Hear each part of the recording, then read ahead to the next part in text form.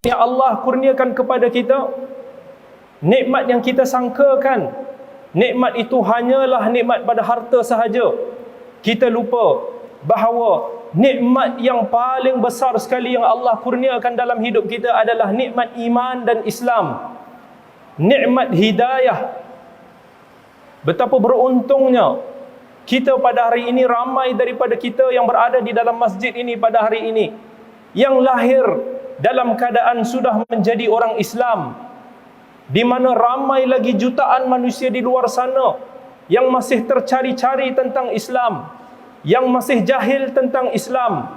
Tetapi Allah telah mengurniakan nikmat yang besar ini, kunci kepada syurga, yang kita tidak akan mampu untuk masuk ke syurga Allah melainkan dengan nikmat iman dan Islam. Kata sebahagian ulama, bila membahaskan tentang sepotong ayat yang kita bacakan dalam suratul Fatihah, 17 kali paling tidak kita akan ulang setiap kali kita salat fardu 5 waktu. Ihdinas siratal mustaqim, ihdinas siratal mustaqim, ihdinas siratal mustaqim. Wahai Tuhan, tunjukkanlah kami jalan yang lurus. Wahai Tuhan, tunjukkanlah kami jalan yang lurus. Setiap hari kita akan mengulang berdoa kepada Allah, tunjukkanlah kami jalan yang lurus. Itu adalah satu hidayah, nikmat ke arah jalan Islam dan iman. Sehingga kan kata sebahagian para ulama, wal abdu muttarrun daiman ila an yahdiyahu Allahu ila siratil mustaqim, wa huwa muttarrun ila maqsudi hadha ad-du'a, fa innahu la majal ila an-najat min al-'adab wala al-wusul ila as-sa'adah illa bihadhihi al-hidayah, wa hadha al-huda la yahsul illa bihuda Allah. Sesungguhnya seorang hamba itu sentiasa perlukan yang teramat sangat kepada hidayah Allah. Kita sangat memerlukan kepada mustajabnya doa kita yang kita selalu doa, ihdinas siratal mustaqim. Tunjukkanlah hidayah ke jalan yang lurus, ke jalan iman, ke jalan Islam. Kerana kita tidak akan mampu untuk membebaskan diri kita daripada azab Allah. Kita tidak akan mampu untuk selamat daripada azab api neraka. Kita tidak akan mampu untuk mengecap kebahagiaan yang kekal abadi di syurga kelak, melainkan dengan hidayah ini. Dan hidayah ini adalah kurniaan daripada Allah, yang Allah nak kehendaki akan kurniakan kepada sesiapa yang dia kehendaki, kepada hambanya yang mencari. Kerana itu, bila mana ada segelintir orang Arab Badawi di zaman Nabi SAW yang memeluk Islam, tetapi imannya masih lagi belum kuat, mereka mengungkit perkara tersebut kepada Nabi SAW. Ya Rasulullah, ya Rasulullah, kamu sepatutnya berterima kasih kepada kami kerana kami memeluk Islam. Kami meramaikan umat kamu, wahai Muhammad. Kamu sepatutnya bersyukur dan berterima kasih kepada kami. Tetapi Allah Azza wa Jal menurunkan wahyunya menjawab kepada ungkitan Arab Badui ini. Allah sebut dalam Al-Quran, yamunnuna alaika an aslamu qul la tamunnu alayya islamakum balillahu yamunnu alaikum in hadakum lil iman in kuntum sadiqin. Mereka mengungkit keislaman mereka, tetapi katakanlah kepada mereka, janganlah kamu mengungkit keislaman kamu, kerana Allah lah yang telah memberikan hidayah Islam dan iman itu kepada mereka, sekiranya mereka benar-benar orang yang jujur. Nabi SAW dalam satu kisah, ketika mana Islam sudah membuka kota Mekah, Islam sudah berada di puncak kejayaan, masyarakat Islam di Bumi Madinah sudah menjadi kaya dengan harta rampasan perang dan kestabilan ekonomi, kemakmuran negara. Ketika itu Nabi SAW demi untuk menjinakkan hati orang-orang yang baru sahaja memeluk Islam, yang kita panggil sebagai muallaf. Nabi memberikan kepada si fulan 100 ekor unta. Nabi memberikan kepada si fulan harta sekian banyak, sehingga membuatkan sahabat yang berada ataupun sahabat Ansar yang merupakan penghuni kota Madinah berasa cemburu. Mereka merasakan, mengapa mereka yang mendapat habuan yang lebih daripada kami, sedangkan mereka selama ini menentang kamu. Mereka baru sahaja memeluk Islam. Kami yang berada bersama dengan kamu ya Rasulullah, kamilah yang berjuang mengorbankan darah kami, nyawa kami, titik peluh kami demimu ya Rasulullah. Nabi SAW jawab dalam sebuah hadis yang panjang, antaranya, alam ajidukum dhullalan fahadakumullahu bi. Bukankah sebelum ini kalian berada di dalam kesesatan, lalu Allah memberikan hidayah kepada kalian melalui aku? Kamu mendapat nikmat bersama dengan Rasulullah sallallahu alaihi wasallam. Tidakkah kamu reda mereka pulang bersama dengan harta sekian banyak dan banyak, tetapi kamu pulang ke kota Madinah bersama dengan Rasulullah? Tidakkah itu yang kamu mahukan? Para sahabat menangis, mengakui selama ini mereka mungkin ingatkan nikmat itu berada di dalam harta yang banyak, sedangkan mereka memiliki nikmat yang paling besar, nikmat agama, nikmat Rasulullah sallallahu alaihi wasallam. Karena itu juga di dalam Al-Quran Allah Azza wa Jalla berfirman menyifatkan tentang sifat ahli syurga setelah mereka memasuki syurga. Wa naza'na ma fi sudurihim min ghillin tajri min tahtihimul anhar wa qalu alhamdulillahi alladhi hadana li hadha wa ma kunna linahtadiya laula an hadana Allah. Apabila ahli syurga itu masuk ke syurga, Allah akan mencabut perasaan-perasaan yang tidak elok dalam diri mereka, perasaan dendam, perasaan hasad dan sebagainya. Dan ahli syurga bila memasuki syurga Allah, mereka mengatakan alhamdulillahilladzi hadana li hadza. Segala puji bagi Allah yang telah memberikan kami hidayah untuk kita. Kami semua mendapat nikmat ini di dalam syurga. Kalau bukan kerana hidayah Allah, kami tidak akan mampu mengecapi semua ini. Kami tidak akan mampu berada di atas jalan hidayah ini.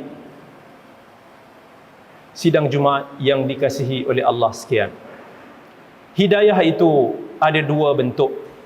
Satu yang dipanggil sebagai hidayatul irsyad. Yang kedua kita sebut sebagai hidayatul taufiq. Hidayatul irsyad adalah hidayah yang mana seseorang itu menjadi asbab kepada hidayah orang lain. Apabila Allah mengurniakan kepada kita ilmu pengetahuan, Allah mengurniakan kepada kita akhlak yang mulia, kita menjadi asbab yang menarik orang-orang di sekeliling kita ke arah jalan Islam, ke arah akhlak Islam, ke arah ilmu Islam. Maka itu dinamakan sebagai hidayah. Allah Azza wa Jal menyifatkan Nabi sallallahu alaihi wasallam di dalam Al-Quran, wa innaka latahdi ila siratim mustaqim. Kamu wahai Muhammad latahdi, sesungguhnya membawakan hidayah, membawa manusia ke jalan yang lurus. Allah sebut lagi di dalam Al-Quran, wa likulli qaumin had. Sesungguhnya pada setiap kaum itu ada hadin, mereka yang membimbing kamu ke jalan hidayah. Yang ini kita semua boleh merebutnya, kerana hidayah ini atas usaha kita, dakwah kita, ilmu kita, insya-Allah kita mampu membawa sebanyak mungkin manusia ke jalan kebaikan. Bayangkan, dengan membawa seorang sahaja ke jalan kebaikan, dengan menjadi asbab hidayah kepada seorang sahaja, itu pun Allah telah janjikan segala macam kebaikan yang lebih baik daripada harta-harta yang paling berharga di dalam dunia ini. Di dalam hadis riwayat Muslim, Menerusi hadis Ali radhiyallahu anhu, Nabi sallallahu alaihi wasallam bersabda, "Fa wallah li ay yahdiyallahu bika rajulan wahida khairul laka min ay yakuna laka hamrun na'am." Demi Allah, sesungguhnya dengan hanya membawa seorang sahaja, walau seorang sahaja ke jalan hidayah, menyebabkan seseorang itu berubah ke arah kebaikan, daripada tidak salat kepada salat, daripada orang yang tidak berakhlak kepada orang yang berakhlak, daripada orang yang tidak mentauhidkan Allah kepada orang yang mentauhidkan Allah, walau seorang sahaja. Nabi SAW kata, itu lebih baik daripada unta merah. Lebih baik daripada unta merah. Unta merah pada zaman Nabi SAW boleh diibaratkan sebagai kenderaan yang paling mahal dan berharga. Mungkin pada zaman kita boleh kata kereta-kereta umpama Lamborghini, Ferrari, yang mana kita semua bercita-cita untuk mengenderainya. Kita bercita-cita untuk memilikinya. Tetapi kita tidak tahu bahawa dengan menjadi asbab seorang sahaja, di sisi Allah, kereta-kereta idaman kita itu semua tiada nilainya. Allah akan bagi kita sesuatu yang lebih besar di akhirat kelak. Itu adalah hidayah al-irsyad. Namun sejauh mana usaha kita, sejauh mana kesungguhan kita untuk membawa manusia ke jalan hidayah, tidak berarti kita akan berjaya. Tidak berarti orang yang kita nasihat itu akan berubah.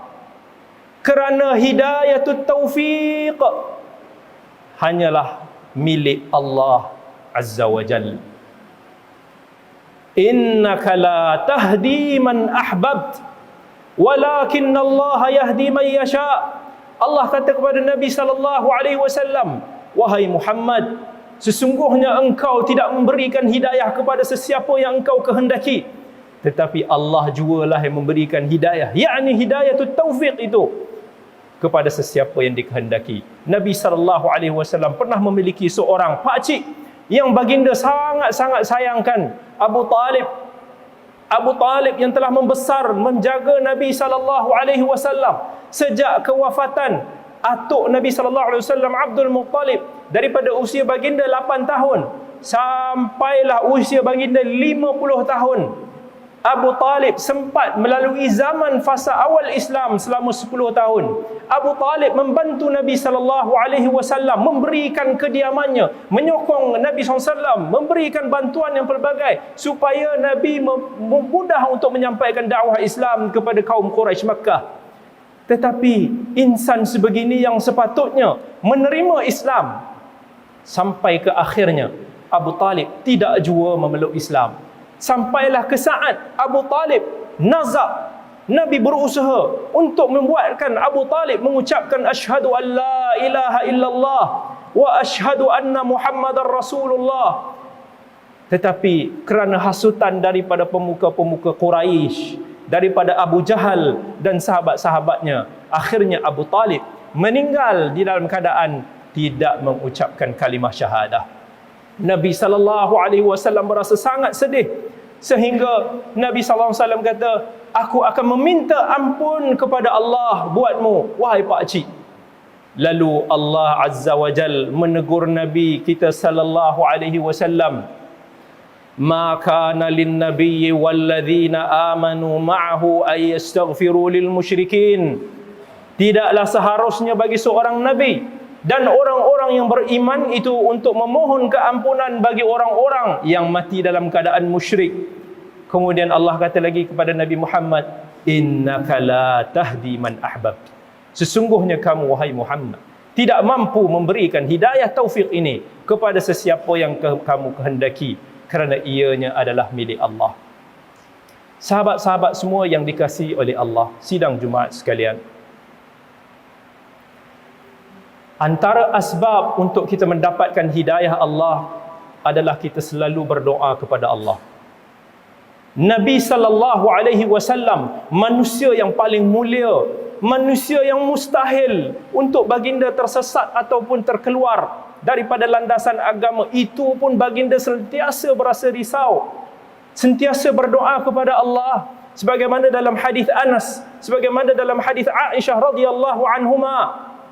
Nabi SAW selalu berdoa, ya muqallibal qulub, thabbit qalbi ala dinik. Wahai Tuhan yang membolak-balikkan hati, tetapkanlah hati aku ini di dalam agama kamu. Itu antara doa yang Nabi SAW sering berdoa. Walaupun baginda adalah manusia yang paling mustahil untuk tergelincir. Antara asbabul hidayah adalah kita berkejar-kejar untuk melaksanakan ketaatan kepada Allah.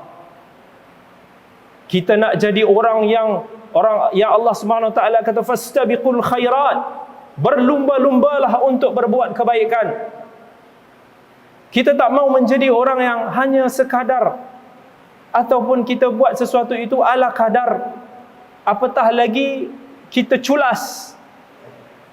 Allah Azza wa Jalla sebut, thumma awrathna al-kitaba alladhina istafayna min ibadina faminhum zalimun li nafsihi wa minhum muqtasid wa minhum sabiqun bil khairat. Ada daripada kalangan hamba Allah ni sifatnya ada 3 macam. Satu, mereka yang sering menzalimi mereka sendiri dengan dosa. Mereka yang culas dengan perintah Allah. Yang kedua adalah mereka yang bersederhana, mereka yang sekadar sahaja, yang tidak merebut kebaikan tetapi menjauhi jugalah dosa-dosa. Tetapi kita mau jadi yang pertama, golongan yang pertama. Allah kata sabiqum bil khairat, mereka yang berlumba-lumba, berkejar-kejar untuk melakukan kebaikan. Orang yang sebegini akan mendapat hidayah daripada Allah Azza wa Jalla. Barakallahu li wa lakum fil Qur'anil azim wa nafa'ani wa iyyakum bima fihi minal ayati wadh-dhikril hakim wa taqabbala minni wa minkum tilawatahu innahu huwas samiul alim.